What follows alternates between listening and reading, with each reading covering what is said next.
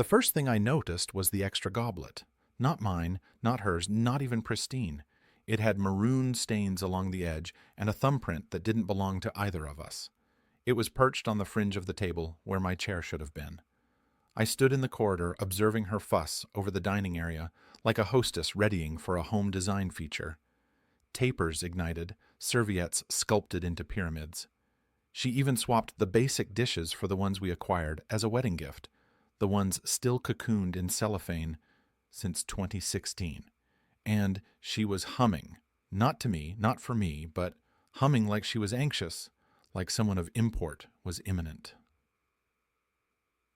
I cleared my throat. She startled, pivoted, then blinked as if she'd completely forgotten I inhabited this dwelling. "Oh," she uttered blandly, "you're ahead of schedule." It was 6:04 p.m. on my special day of birth. I mentioned I'd be present at 6:00, I countered, stepping completely into the room. She nodded, averting eye contact. Yeah, correct. She was sporting fragrance I hadn't sensed in ages. Lipstick. A scarlet gown with a fissure. That gown was earmarked for wedding anniversaries, or used to be. We didn't venture out much anymore, so I presumed it had retreated quietly into the closet. Yet, here it was revived. I glanced anew at the table. 3 seats, not 2, and no confection, no card, no silly jest like, "Welcome to 42, just pressure." "Are you inviting someone over?" I queried, doing my utmost not to sound as if I was denouncing her. But, let's be candid, I was. She didn't respond immediately. She walked past me to the cooking area, extracting a bottle of Merlot out of the icebox. When she returned, she casually stated, "Asher might call in." Asher. The moniker resounded in my belly like a punch. I didn't know Asher personally, but I knew the archetype. He was the individual she brought up in passing, giggling a little too much when detailing his yarns from the workplace. "He's harmless," she'd once articulated. Totally not my preference. But here she was, attired like enticement, humming like a teenager, arranging the table like she was preparing an offering. "For my birthday?" I inquired, and this instance my tone fractured slightly. That acerbic edge I tried to conceal surfaced like a wound reopening. Her reply, "Don't make an exhibition of it, Silas. Please don't make an exhibition of it." I gazed at the vacant chair. The chair intended for someone else, and for the foremost occasion, I realized I wasn't a guest at my own birthday repast. I was an inconvenience. I didn't shout. I didn't accuse her of anything. I merely walked out to the garden, sat on the frigid patio bench, and permitted my breath to fog up under the veranda light. Through the pain, I discerned her take the 3rd glass away, dump the wine, and swiftly reset the table for 2. Just 2. Then she faltered, picked up her telephone, texted someone. A minute later, she came outdoors. "You consistently spoil things," she expressed quietly. I didn't. Answer. "I was merely endeavoring to make this night feel ordinary," she appended. "You always make everything about you." That one stung because it was supposed to be about me just once. But I realized something in that moment. I didn't belong in this rendition of her existence anymore. So I stood up. I didn't slam the gateway. I didn't pack a bag. I merely walked past the mailbox, past the street beacon, past every idiotic segment of my existence that instructed me to just be thankful she lingered. And that night when I departed without another utterance, everything altered. She surmised I'd return, but I didn't. And that's when secrets commenced slipping out one by one, like matches cast into a heap of desiccated foliage. I walked aimlessly for nearly 2 hours, not distant from the dwelling, just circuits around the locality. I passed the same stop sign 5 times. The wintry air burned my ears, but I didn't return inside. I needed that chill. I needed something to sting worse than what I sensed in my chest. What was I supposed to articulate to her? Why did you dress up for him and not me? Why did you make me feel like an alien in my own abode on my birthday? She would have labeled me theatrical, stated I was twisting things. Giselle possessed a talent for making me feel culpable for noticing the things she didn't want me to notice. I finally returned close to 9 o'clock p.m. The veranda light was still ignited. No vehicles in the driveway, except mine. The third chair was absent from the table. The tapers had burned low. There were 2 vacant plates in the sink.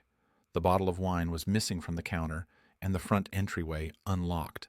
That detail somehow struck me harder than anything else. She consistently locked the entryway, even when I was merely out mowing the turf.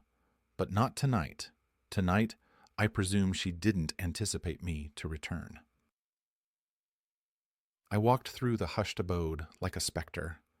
The illuminations were dimmed. The air smelled faintly of her fragrance. And the stereo was still playing that tender, moody playlist she consistently utilized when she was endeavoring to impress someone. Giselle wasn't in the sitting room or the cooking area or the boudoir. She was in the visitor chamber. The entryway was cracked open, and I could discern the light from her telephone, casting flickers across the ceiling. She was lying on her back, earbuds in, smiling at her screen. I watched for a full minute unnoticed. She never glanced up. Then she giggled. That sound used to be mine.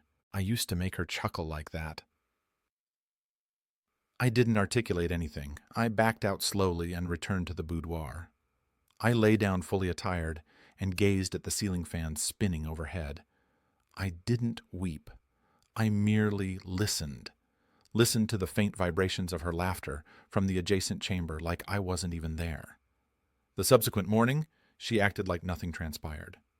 She made coffee, scrolled through her telephone, and stated, "You just vanished last night. That was kind of discourteous." I blinked. "You genuinely don't perceive it, do you?" She glanced up. "Perceive what?" "Yesterday. Everything. The manner you acted." She rolled her eyes. "Silas, you're being apprehensive anew. I dressed up because I desired to feel good. I invited Asher because he's comical and knows wine." You consistently articulate you don't appreciate attention on your birthday, and then when I genuinely attempt to make it relaxed, you storm off. I didn't contend. I didn't desire to play that game anymore because now I wasn't just injured, I was suspicious. I commenced rewinding moments in my mind, the late evenings, the telephone she never left face up anymore, the professional expeditions that weren't even on her company's calendar, the gymnasium membership she registered for, even though she hadn't gone once. And the strangest thing, my toothbrush was missing. Not vanished, just replaced a brand new one, unopened, sitting next to hers. Mine had been worn out, bent from utilization. I hadn't discarded it. She hadn't asked. It was just swapped, like someone else had utilized it, or like she'd concealed the genuine one. It was small, insignificant maybe, but it gnawed at me, like something in the abode had been rearranged to erase me, bit by bit. That day, while she was at labor, I did something I never surmised I'd do. I went through her aged telephone, the one she utilized before switching last month. She left it in her drawer, probably surmising it was harmless. No one ever presupposes you'll examine the past when they've secured the present. It wasn't password shielded. The messages were deleted, of course, but not the photographs. One in particular froze me. It was dated 2 months ago. Same scarlet gown, same smile, but it wasn't taken at her abode.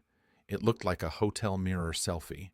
And in the reflection, barely visible, was a male sitting on the bed behind her, shirtless, holding a wine glass, smiling. My wife was smiling too. That image shattered the last of my denial. I closed the telephone and gazed at the wall for a prolonged duration. There were no screaming fits, no plans for vengeance, no phone calls to companions. I merely sat in silence, endeavoring to figure out when I ceased being her spouse and commenced being her audience. That night, I didn't confront her. I waited. I desired to perceive how far she'd go because I wasn't just residing with a deceiver. I was reposing next to one who had grown comfortable enough to forget she was deceiving at all. I didn't slumber that night. I lay in bed beside her, counting the seconds between each of her breaths, memorizing the rhythm of someone who could deceive so effortlessly and still rest like the planet hadn't shifted beneath her. I watched the early light commence to seep through the blinds and wondered how long she'd been practicing this rendition of herself, the one who could conceal a male behind her smile, behind a mirror, behind a locked telephone, and still kiss me goodnight like nothing had altered. When she stirred and reached for her telephone, I pretended to be asleep. She quietly slipped out of bed, padded to the bathing chamber, and closed the entryway without locking it. That told me everything. She didn't surmise she had anything to conceal. Not anymore. Or worse, she didn't surmise I'd care enough to look. I made myself coffee, stood at the pane, and watched our canine, Waffles, bark at his own reflection in the sliding glass entryway. That canine still surmised everything made sense. I envied him. She came out of the bathing chamber 20 minutes later, sporting lipstick and a blazer, attired for labor, but not the kind of labor I had seen her do. Her makeup was heavier, her hair more styled. She smelled like vanilla and risk. She leaned against the cooking area island, sipping her espresso like a woman in command of every scene she entered. "Big meeting today?" I inquired casually. She nodded. "New client pitch." I nodded back. "What's the client's name?" "Elwick Financial?" She stated without blinking. That would have been a great answer if she hadn't already articulated to me last week that Elwick was her client 2 months ago and they passed. I didn't challenge her. I just smiled. "Good luck." She kissed my cheek like I was furniture and walked out the entryway. I didn't go to labor. I didn't call in either. I merely sat there sipping frigid coffee and making a decision. If I confronted her, she'd spin it. She'd gaslight, deflect, maybe even weep. But I desired more than a confession. I desired clarity. I desired proof that what I suspected wasn't just insecurity or imagination. I needed to perceive it with my own eyes. So I followed her. I waited until 10 o'clock. Then I got in my auto and drove the route she usually takes to labor. She wasn't there. I checked the parking garage. No sign of her auto. I drove past her office structure twice. Still nothing. I parked 2 blocks away and waited. At 11:13 a.m., I discerned her. Not at the office, not walking to a client meeting, but coming out of a boutique hotel near the thruway, sunglasses on, chuckling. Asher was with her. They didn't look culpable. They looked comfortable, like two individuals who had done this dozens of times. He opened her auto entryway like they'd rehearsed it. She adjusted her coat like she just rolled off freshly pressed sheets. They drove off in his auto. I didn't follow them. I didn't need to. I went abode and sat on the floor of the laundry chamber, surrounded by her clothing, her scent, her past pledges. She came abode later than usual that evening. "Client dinner ran long," she stated, kicking off her heels. "Elwick Financial?" I inquired. She froze. Just a second too long, then smiled. "Yeah." She had no idea I'd been watching her walk out of a hotel chamber 5 hours earlier. I could have confronted her then, but I didn't. I desired to perceive how far she'd take it. I desired to perceive how long she'd keep up the performance before slipping. So I asked her what she had for dinner. "Steak," she replied, sitting on the couch. That was her second mistake, because I knew the hotel eating place served only seafood. She picked at her telephone all night, occasionally glancing at me like she could sense something shifting, but couldn't name it yet. I gave her nothing. No suspicion, no anger. I let her reside inside the deception, and by doing that, I watched her become bold.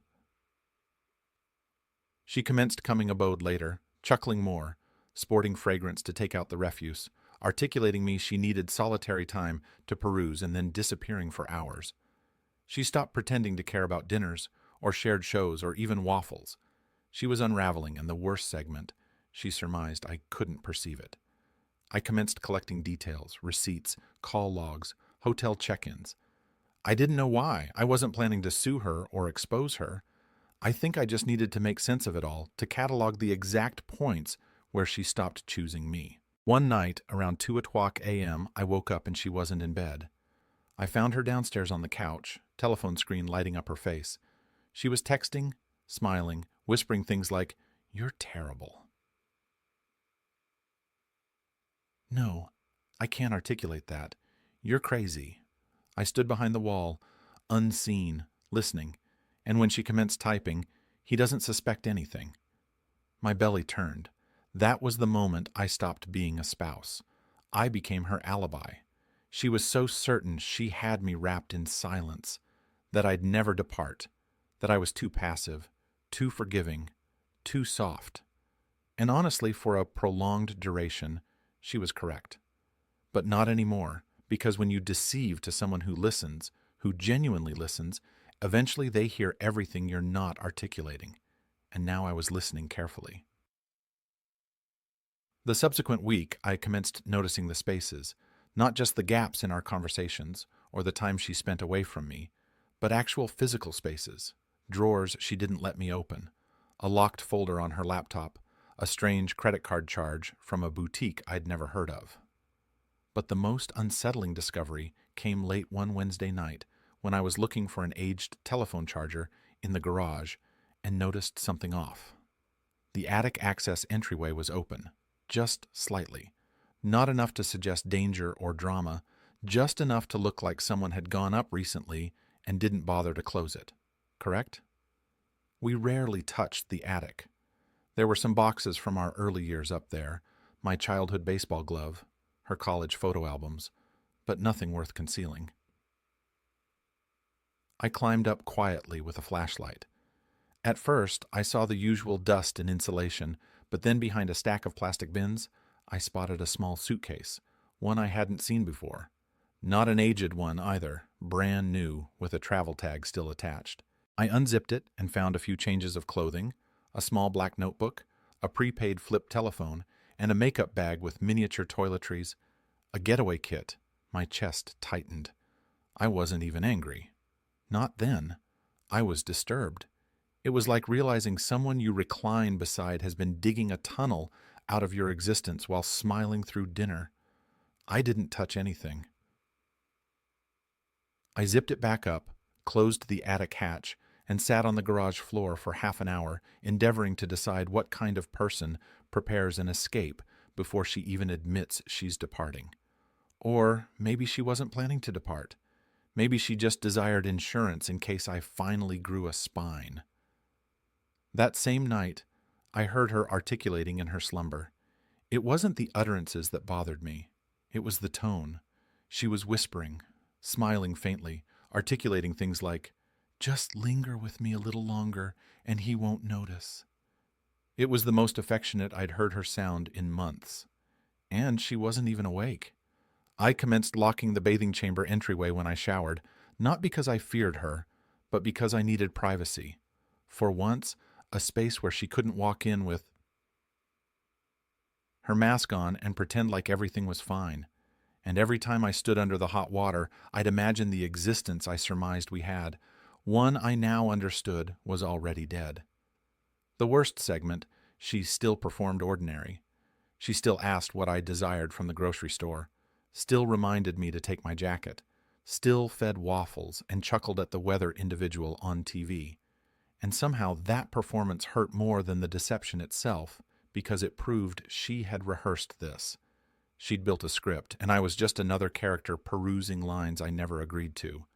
The tension built so slowly it was like fog filling a chamber. Quiet, heavy, suffocating. One night, while folding laundry together, she stated something that shook me more than all the texts and secrets combined. "I miss how effortless it used to be," she stated casually. Not glancing up, I paused. "What do you mean?" She shrugged. "Just before everything got so routine. I miss when we were spontaneous, when we used to wake up and just drive somewhere." I knew she wasn't articulating about me. She was projecting someone else into that memory, stitching her affair into our history like it had always belonged there. I watched her closely. She didn't flinch. She just folded my shirt and placed it in the wrong drawer like she had never genuinely paid attention to where it went in the foremost place. That night, I decided I needed aid. Not therapy, not a confrontation, but evidence. I reached out to my cousin Levi, who works in private surveillance. He owed me a favor from years back when I aided him through a rough divorce. I didn't give him all the details. I just stated, I need eyes, quiet ones. He didn't ask questions. Over the subsequent few days, Levi installed 2 small cameras in the abode, one in the sitting room lamp base and one behind a vent in the corridor facing our front entryway. He also set up motion-triggered backups on the cloud. Nothing invasive, just enough to track movements and confirm what I already knew, and it didn't take long. The following Thursday, while I was at labor, I watched the cloud feed from my telephone. At 11:22 a.m., she opened the front entryway. Asher stepped in without hesitation. He kissed her, not a shy peek, a full hands in her hair kiss like they'd done it 1,000 times. She chuckled, let him inside, closed the blinds, and for 2 hours, the abode I paid for became a stage for her betrayal. She utilized her couch, our cooking area, our visitor bathing chamber. She poured him wine from the bottle I bought for our wedding anniversary last year, the one she stated she was saving for something meaningful. I watched in silence. I didn't weep. I didn't throw my telephone. I didn't scream. I just watched. And when she walked him out, when they kissed anew under the veranda light, like teenagers sneaking around, I realized something important. She wasn't concealing anymore. She surmised I would never act, that I would linger the same quiet male who asked permission to be upset. She had built her planet on the assumption that my silence meant approval. But she was wrong, because sometimes the quiet ones are the ones you should fear most. I didn't confront her that night. I made her favorite dinner instead: roasted salmon, garlic, asparagus, and mashed potatoes with chives. I even opened a bottle of wine. She looked surprised, maybe a little suspicious. "What's all this for?" she asked. I smiled. "I just desired to remind you how good things used to be." She clinked her glass against mine and stated, "That's sweet." And in that moment, I made a choice not to rage, not to accuse, but to vanish piece by piece, just like she did. Only this time, she wouldn't perceive it coming.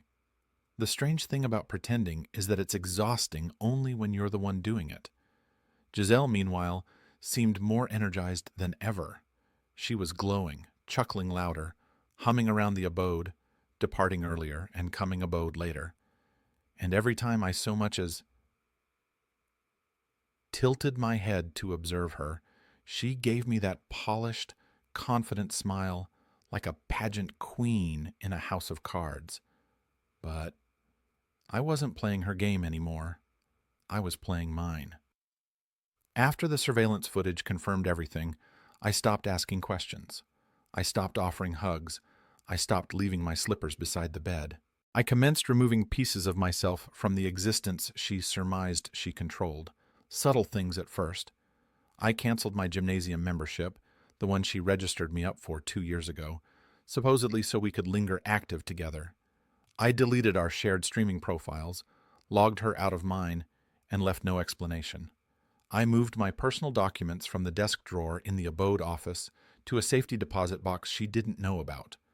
I commenced taking walks without articulating where I was going. Just vanished for a few hours every evening. Not to spy on her, not to sulk, just to exist somewhere she wasn't. I let her keep deceiving. And she got better at it. Sloppy, too. I began to notice how often she smiled when looking at her telephone, how often she took her laptop into the bathing chamber, how carefully she commenced articulating the utterance client, stretching it, softening it, making it sound like a jest she was in on, and I wasn't. One night, I decided to test her.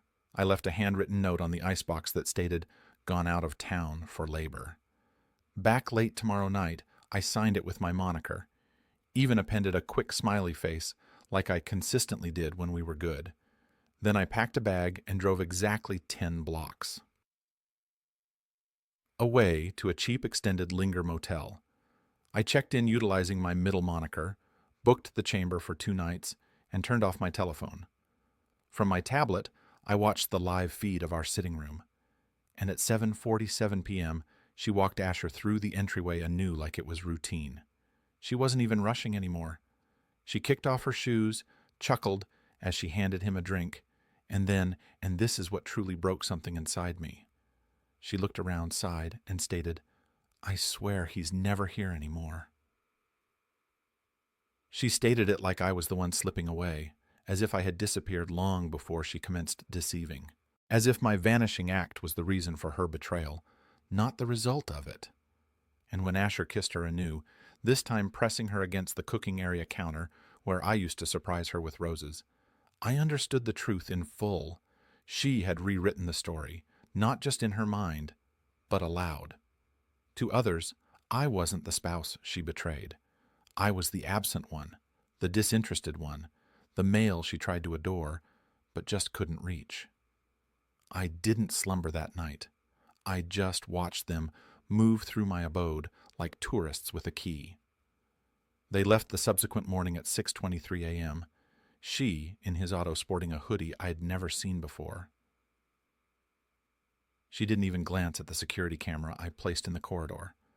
When I returned abode later that day, everything was back in place. The pillows on the couch fluffed, wine glasses in the sink, her hairbrush in the bathing chamber sink, still damp from her morning shower. She was at labor, as usual. Or maybe she wasn't. I didn't care. I opened my email and commenced making arrangements. I hired a moving company to come in 2 weeks. I secured a small apartment in a neighboring town under a lease with just my moniker on it. I scheduled my mail to be forwarded, and I commenced working with a divorce attorney who had one simple instruction from me. No drama, no confrontation, just closure. And then I did something I never surmised I'd do. I called her mother. Now, her mom aren't close. They hadn't spoken in nearly a year after a huge falling out over a loan. But I always liked Delilah. She was blunt, protective, and never quite trusted Giselle's need for constant validation. I told her what had transpired. Not the lurid details, just the truth. Giselle's been perceiving someone else, I stated, for months. I just desired you to know because I don't surmise she'll articulate you herself. Delilah sighed long and hard. Then she stated something that surprised me. "I'm not shocked. I'm just sorry it took this long for you to perceive it." That night when Giselle got abode, I had dinner waiting anew. But this time it wasn't salmon or steak. It was takeout pizza and 2 beers. Casual, lazy, almost distant. We sat at the table together, but we didn't genuinely talk. She glanced at her telephone between bites, asked me how labor was, pretended like everything was fine. "You seem tired lately," she stated mid-slice. I smiled. "Yeah, it's been a prolonged week." She tilted her head. "You okay?" I looked her straight in the eyes for the foremost time in weeks. "Yeah, I think I'm finally commencing to wake up." She didn't know what I meant, not yet, but in that moment I think she felt it. The shift, the quiet, the absence of fear in my voice.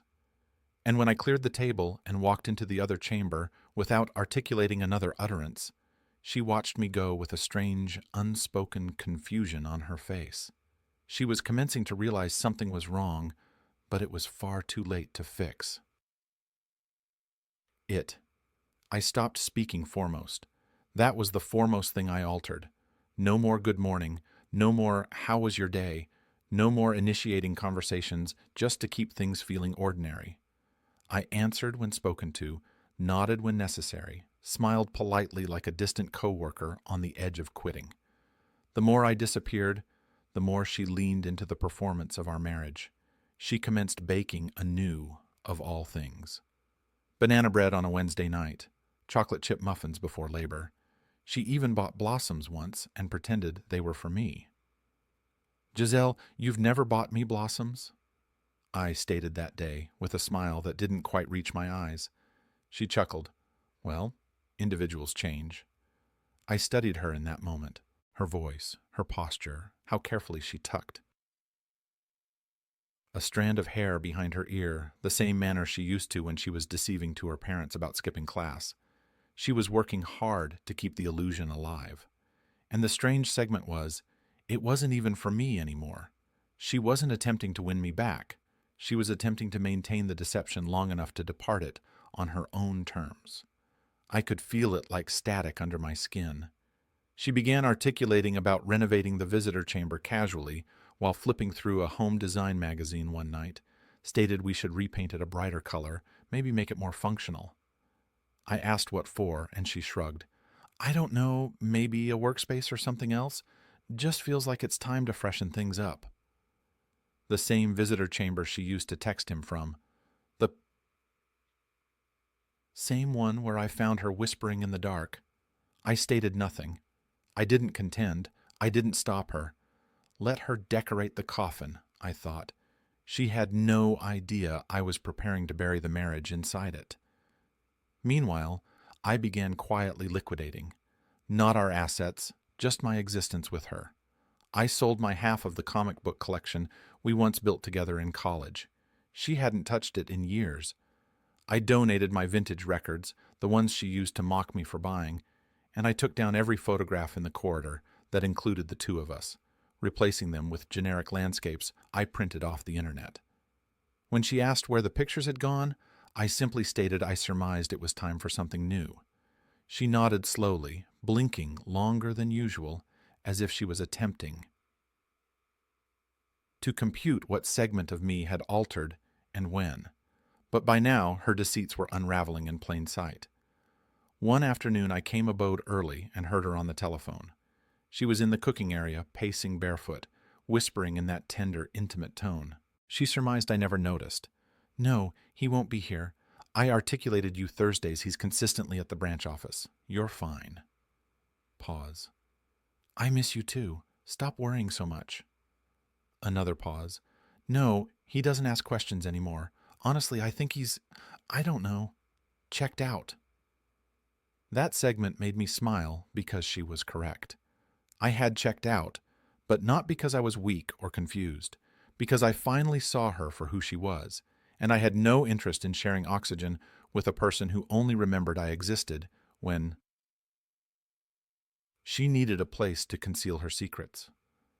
Later that week, she invited companions over for dinner. It was a couple we used to double date with, Declan and Mila. Good individuals, smart, warm, the kind of individuals who notice things even when they don't articulate them out loud. During dinner, I played the role, polite, attentive, even cheerful.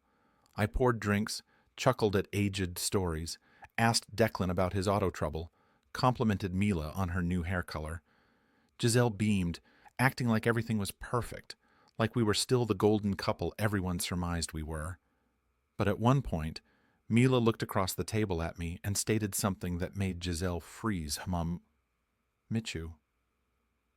You've altered, Silas, I smiled. In a good manner or a bad manner? Mila hesitated in a quieter manner. Giselle chuckled too quickly. He's just working too much these days. We're planning a little vacation soon, aren't we, babe? I raised an eyebrow. Are we? There was a pause, a prolonged one, the kind of silence that falls between individuals who realize they're not speaking the same language anymore. Declan altered the subject. Bless him. But I saw it in Mila's eyes. She knew. Maybe not everything, but enough. And Giselle saw it too. Her smile grew tighter, her posture more rigid. She kept glancing at me throughout the evening like she was attempting to find a crack in the new armor I'd built. After our guests left, she didn't articulate much. She washed dishes with more force than necessary, slamming a plate once, muttering something about being tired. And for the foremost time in months, she was the one who came to bed last. She slid under the covers like she was sneaking into someone else's abode. Didn't speak, didn't reach for me, and in the dark, I whispered. Giselle, she turned slightly. Yeah, I think we should talk soon. A prolonged silence. About what? She asked, voice too light. I didn't answer because she already knew. The subsequent morning, she didn't cook, didn't make coffee, barely looked at me. She left the abode with her keys and her telephone and didn't even articulate goodbye, which was fine because goodbye was coming, just not from her. She surmised she still had time to control how it all ended. She surmised she could polish the story, rehearse the lines, walk away with the narrative wrapped in a bow. But I had a different ending in mind, and it was already in motion. That Sunday morning, she asked if we could take a walk together. That was rare. Giselle never asked for walks unless she desired to drop a conversation she had rehearsed in advance. I already knew what this was, a soft launch for whatever rendition of the story she'd soon be articulating others. Probably something about growing apart, how she adored me but wasn't in adore, how I had become distant. She was laying the groundwork for the ending where she got to depart on her terms clean and guilt-free. I agreed to the walk. She led us through the locality like she consistently did along the same loop we used to take during the early pandemic when the planet felt frozen. But we still held hands. Not anymore. Our hands lingered in our pockets. Her mouth moved through fast. She commenced with compliments, stated she admired how calm I'd been lately, how she felt like things were improving. She even joked that maybe we were finally turning a corner. I nodded along, letting her believe that, letting her shape her little fantasy. Then, after we passed the aged pine tree where she once carved our initials, "I've checked. It's still there, even if the bark around it has grown thick." She paused and turned to face me. "Silas," she stated gently, "I think we should take a break. Not a divorce, not even a separation." A break? As if this were some college romance and not a legal decade-long commitment. I desired to chuckle, but I didn't. I tilted my head and asked why. Her eyes did that blinking thing anew, the one she did when she wasn't sure how honest to be. "I just need space. I think we both do. I've been feeling boxed in, stuck, and I don't want us to commence resenting each other. I think if we just take a little time apart, it'll aid." There it was, her exit ramp, her soft landing. She desired to depart without being the villain. She desired me to agree, maybe even thank her for being brave enough to suggest it, but I wasn't playing along, not anymore. I gave her a prolonged look, one that held no anger, no sadness, just quiet resignation. "If that's what you need," I stated softly, "then take it."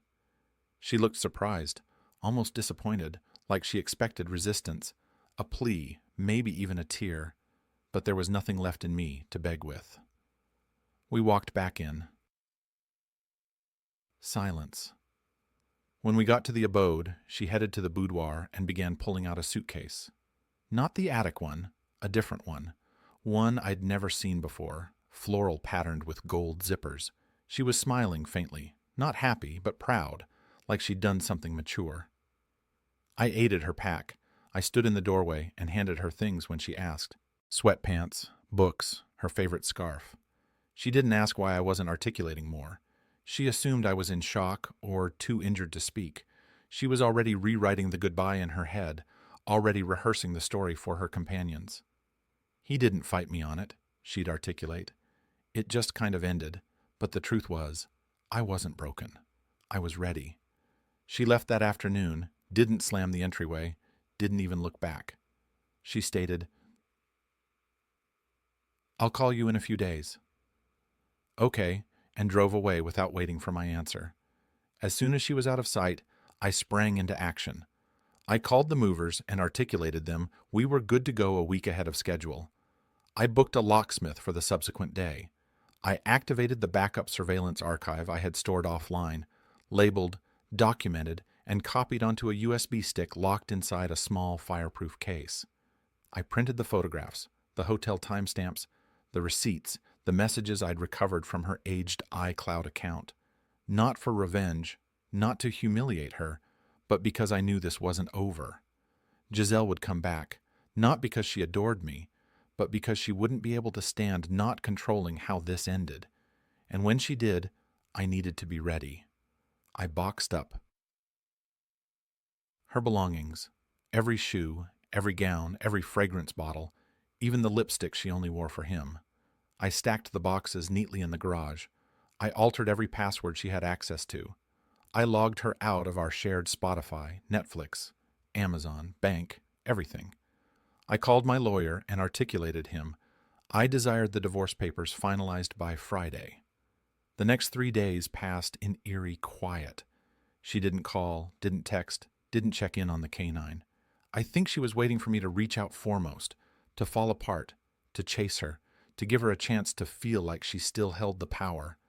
But when the silence stretched longer than she expected, she cracked. Thursday night at 11:07 p.m. She rang the doorbell. I didn't answer. She knocked. Still nothing. Then she texted, "Giselle? Hey, are you abode? Giselle, can we talk? Giselle, Silas?" I waited exactly 15 minutes. Then I walked out the front entryway and met her on the veranda. She was sporting that same scarlet hoodie she used to borrow from me. Hair pulled back, no makeup,